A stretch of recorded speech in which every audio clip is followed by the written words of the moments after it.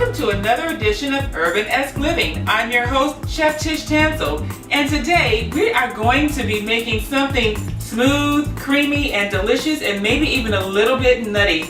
We're making homemade nut butter. Stay tuned. Thank you, dear. Well, you're very supple. Just like I was at your age. Back then, I was a sex expert. Used to call me the buttered biscuit. I know about birth control, too. So you can ask me anything, baby.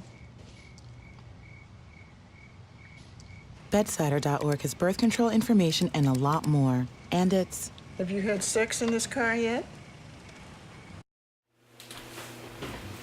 Hi, welcome back to Urbanesque Living. I'm your host, Chef Tish Tansil, and today we are making our own homemade nut butter, and it's a lot easier than you think.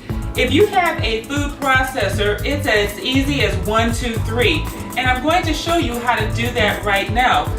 I have my cashews. Now these have already been roasted. I wouldn't recommend using raw cashews. You might use candy cashews if you like. But we're going to make this all natural cashew butter. So the first thing we're going to do is take about 2 cups of cashews and we're going to put them in our food processor. And step number 2, we're just going to put the lid on and we're going to let this pulse for 10 minutes. And then we're going to see if we need to add any oil just to loosen it up a little bit.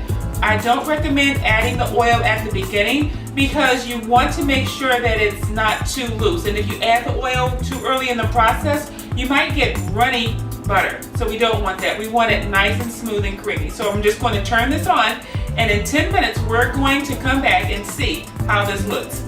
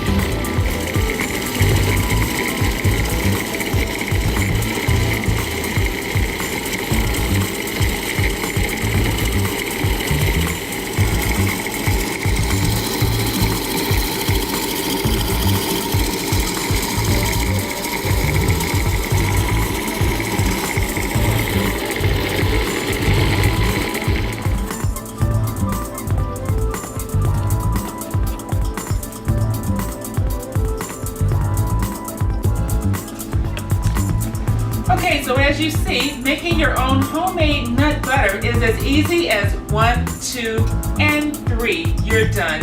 Thank you for joining me on Urbanesque Living.